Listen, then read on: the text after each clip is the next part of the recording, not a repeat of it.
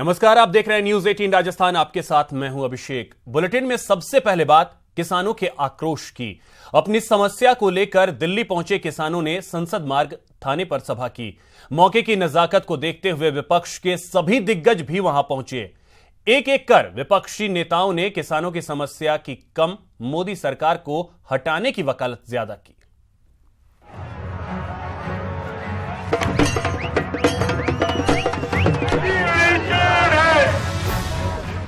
कर्ज माफी समेत समस्याओं को लेकर दिल्ली पहुंचे देश भर से आए किसानों ने संसद घेरने की कोशिश की, लेकिन पुलिस ने उन्हें रास्ते में ही रोक लिया, जिसके बाद किसानों ने संसद मार्ग थाने पर ही जनसभा की।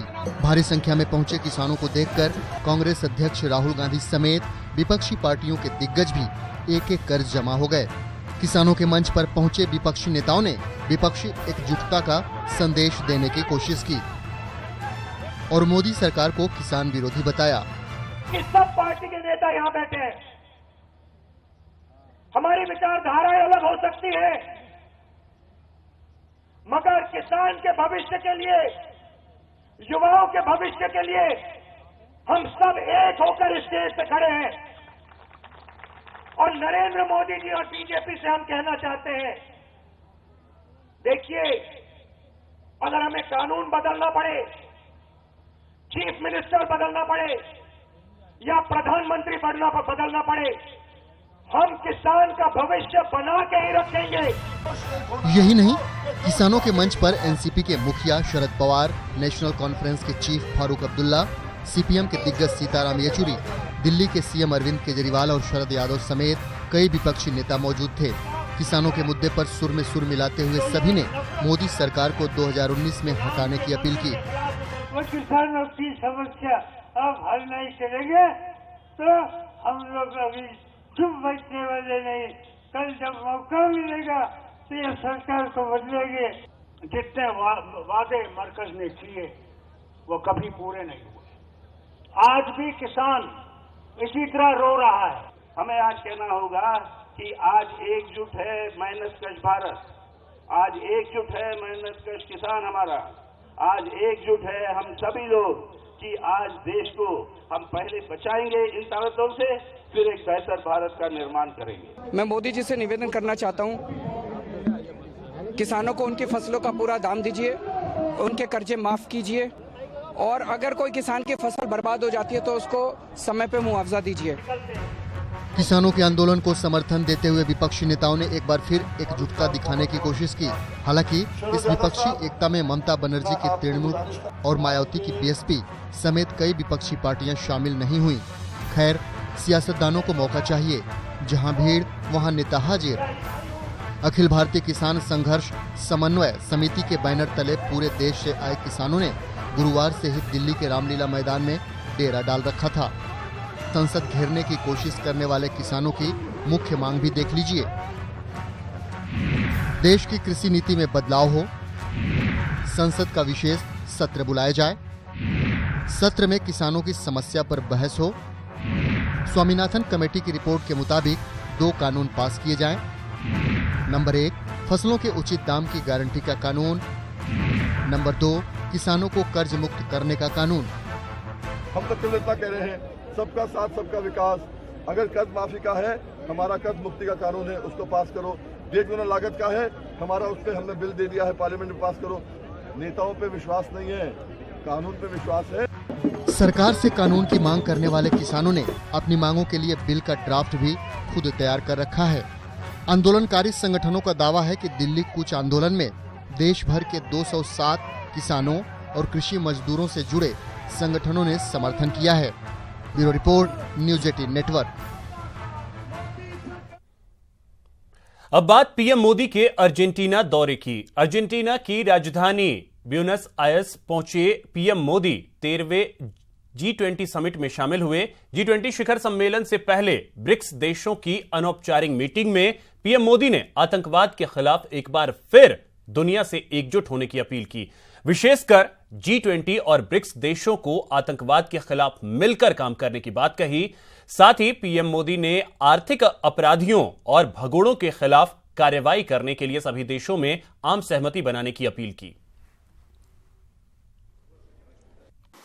हम सभी इस बात पर सहमत हैं कि आज आतंकवाद और रेडिकलाइजेशन पूरी दुनिया के सामने सबसे बड़ी चुनौतियां, यह आर्थिक विकास के लिए भी एक चुनौती है। हमने सभी देशों से FATF मानकों के कार्यान्वयन का आग्रह किया है। आतंकवादियों के नेटवर्क, उनकी फाइनेंसिंग और उनकी आवाजाही को रोकने के लिए संयुक्त राष्ट्र के काउंटर टेररिज्म फ्रेमवर्क को मजबूत करने हेतु ब्रिक्स और G20 देशों को साथ मिलकर काम करना होगा। आर्थिक अपराधियों और भगोड़ों के विरुद्ध हमें मिलकर काम करने की आवश्यकता है। यह समस्या विश्व की आर्थिक स्थिरता के लिए गंभीर खतरा बन सकती है। हमें नियम आधारित विश्व व्यवस्था को सुनिश्चित करने के लिए UN, WTO, UNFCCC के साथ मिलकर काम करना होगा, जिससे इनकी प्रासंगिकता बनी रहे। वहीं राजस्थान के रण में बीजेपी अध्यक्ष अमित शाह ने जमीन के जरिए जहां कांग्रेस पर बड़ा निशाना साधा, वहीं अंबेडकर की बात कर दलितों को साधने की कोशिश की।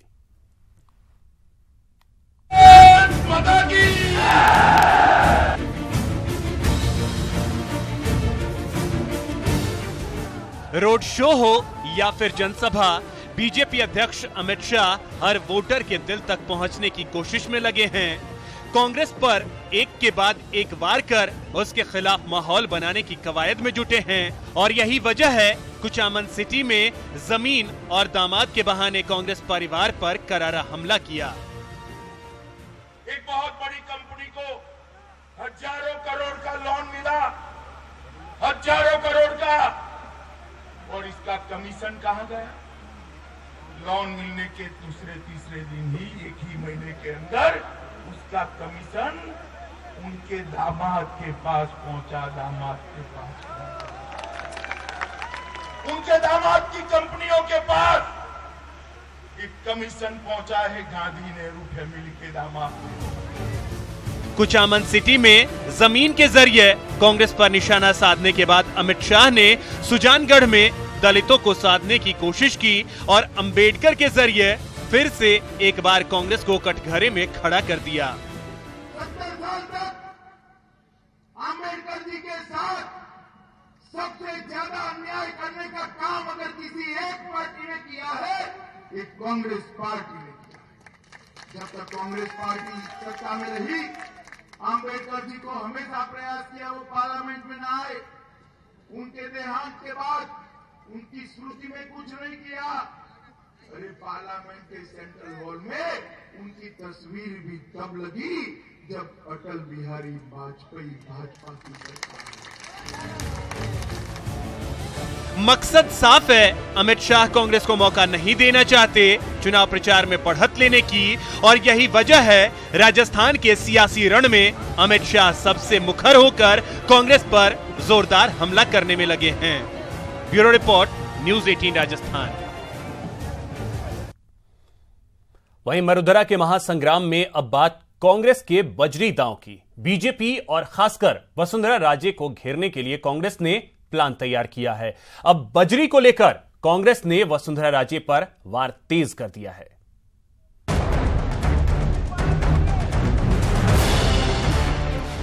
रण में कांग्रेस का बजरी दांव, माइनिंग पर महाभारत तेज। मैंने कहा भाइयों, आपने आने में बहुत देर कर, अब यहाँ की लुटिया डूब चुकी है, चिड़िया चुग गई खेत, अब यहाँ कुछ बचा नहीं है, यहाँ हाथ पैर मारने से तो मिलने वाला नहीं है।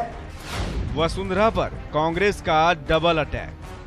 राजस्थान में पहली मुख्यमंत्री देश के अंदर है, पूरे मुल्क में, जो कभी भी 10 साल में एक बार 2 बार नहीं कहता कोई जगह मिली नहीं होगी। राजस्थान के रण में कांग्रेस ने वसुंधरा राजे पर डबल अटैक किया है। कांग्रेस ने मरुधरा के महासंग्राम में बजरी वाला दांव खेल दिया है। भ्रष्टाचार, महंगाई, बेरोजगारी को बढ़ावा दिया। हाँ, 2-3 काम बहुत अच्छे किए। अच्छे मतलब बहुत दिमाग लगा के, शांति से, इत्मीनान से, बहुत नाप तोल के। बजरी का ठेका किसको देना है, खान का ठेका किसको देना है, शराब का ठेका किसको देना है, ये काम उन्होंने बहुत शिद्दत से, बहुत मन लगा के किया। और 1 लाख बीघा खान अपने चैतों को आवंटित कर दी। अब मैं भी रहा अजमेर का पूर्व सांसद, मैं चोरी कैसे छोड़ दूं? हमने चोरी पकड़ी, उनको मजबूर किया और 1 लाख बीघे का आवंटन को कैंसिल करना पड़ा जब उनकी चोरी पकड़ी गई। माइनिंग का स्कीम हुआ, हम लोग सभी सड़कों में उतरे दिल्ली में, सीबीआई दफ्तर में गए, सीबीसी के यहाँ गए, शिकायत की भाई ये केस सीबीआई को दे दो, नहीं दिया गया। बदनाम मुख्यमंत्री खुद हो रही थी उसमें, उन्हें केस दे दिया। लोकपाल को वहाँ पड़ा रहेगा, लोकपाल ने 40 साल में किसी को सजा दिलाई नहीं। इसके बाद कांग्रेस ने सीएम राजे पर दूसरा वार किया और कहा कि वसुंधरा राजे जनता की मन की बात नहीं सुनती। रुकती कहाँ है? बड़े बड़े महलों में रुकती है या 5 सितारा होटल में रुकती है वसुंधरा जी? उनको पूछो कि भाई आप ये जनता तो आ नहीं सकती मिलने के लिए, ना होटल में आ सकती है बड़े होटलों में, ना जा सकती महलों के अंदर, तो आपसे मिले कहाँ? जन सुनवाई आपने करी नहीं हुआ जयपुर के अंदर, तो कहाँ मिल के जाके अपनी बात कहे? जनता बात सुनी नहीं, मन की बात जनता की क्या है? आपको पता ही नहीं क्या क्या हो रहा है राजस्थान में। पीसीसी चीफ केकड़ी से कांग्रेस उम्मीदवार रघु शर्मा के पक्ष में वोट की अपील के लिए पहुंचे तो इशारों में ही वसुंधरा राजे पर बड़ा हमला बोला। वर्तमान विधायक नागौर जिले से पावरफुल मंत्री पूरी सरकार चलाते थे। सवाल ये उठता है कि उस आदमी का टिकट काटा क्यों? मैं बताता हूं, जिस वजह से टिकट काटा है ना नागौर से, उसी वजह से टाउन में टिकट दिया उन्होंने। वजह दूर नहीं है, लेकिन ये जाति धर्म की राजनीति करने वाले लोगों को मजा चखाना पड़ेगा। जाहिर है अब कांग्रेस ने चुनावी प्रचार में अपनी रणनीति बदल ली है। कांग्रेस के दिग्गज अब वसुंधरा राजे को घेरने में जुट गए हैं, तभी तो बजरी को लेकर कांग्रेस ने लगातार हमला तेज कर दिया है। Bureau report, news 18 Rajasthan. अच्छी जिंदगी और पैसा कमाने का सपना संजोकर हजारों भारतीय मजदूर सऊदी अरब पहुंचते थे, लेकिन विदेश पहुंचे और मजदूरों के होश उड़ गए और अब सभी मजदूरों ने न्यूज़ 18 से संपर्क कर वतन वापसी के लिए भारतीय सरकार से मदद की गुहार लगाई है। सऊदी में फंसे भारतीय मजदूर। 5000 आदमी इधर फंसा हुआ है, जहाँ पे किसी के पास आकामा नहीं और जेब में पैसा नहीं है। एक हम फोन तक अपने इंडिया में नहीं कर सकते किसी का पालन। वतन वापसी का इंतजार। 7-7, 8-8, 10-10 महीने हो गए, एग्जिट लगा हुआ, आदमी को इंडिया नहीं भेजा जा रहा। कंपनी इतना अत्याचार कर रही है कि पूछो मत। शेखावाटी के मजदूरों की गुहार। इसलिए सुषमा स्वराज से मैं अवगत करता हूँ, हाथ जोड़ के विनती करता हूँ मोदी सरकार से कि हमारा ये मैसेज हमें यहाँ से जल्द निकाला जाए।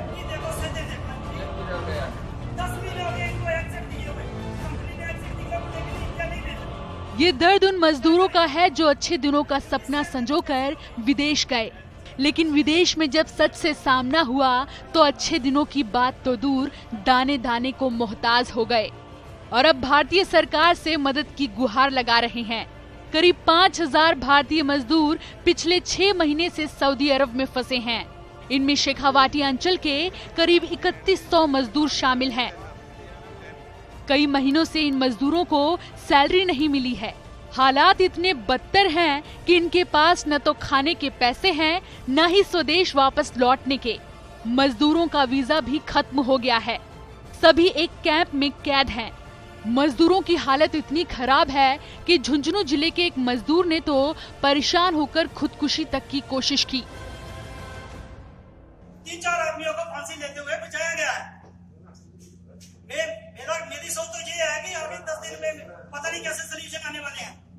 हर कोई आदमी अपने रूम में सोया रहा है, अकेला आदमी फांसी लेके खत्म हो सकता है। यहाँ पे क्या करें? कोई भी सुनने को तैयार नहीं है। मैं ये चाहता हूँ, स्वराज जी से ये कहना चाहता हूँ कि हमारी जल्द से जल्द ये मेरी विनती सुनी जाए और हम सब भाइयों को यहाँ से निकाला जाए। सऊदी में फंसे मजदूरों की बड़ी तादाद प्रदेश से है। चूरू जिले के 200 मजदूर फंसे, झुंझुनू जिले के 1400 मजदूर फंसे, सीकर जिले के 1500 मजदूर फंसे। वतन वापसी के इंतजार में ये मजदूर मदद की गुहार लगा रहे हैं। मजदूरों ने न्यूज 18 से संपर्क किया और वीडियो के जरिए अपनी परेशानी बताई। इसके साथ ही मजदूरों ने ट्वीट कर विदेश मंत्री सुषमा स्वराज से भी मदद मांगी है। मनोज शर्मा, न्यूज 18, चूरू। फिलहाल इस बुलेटिन में इतना ही। नमस्कार।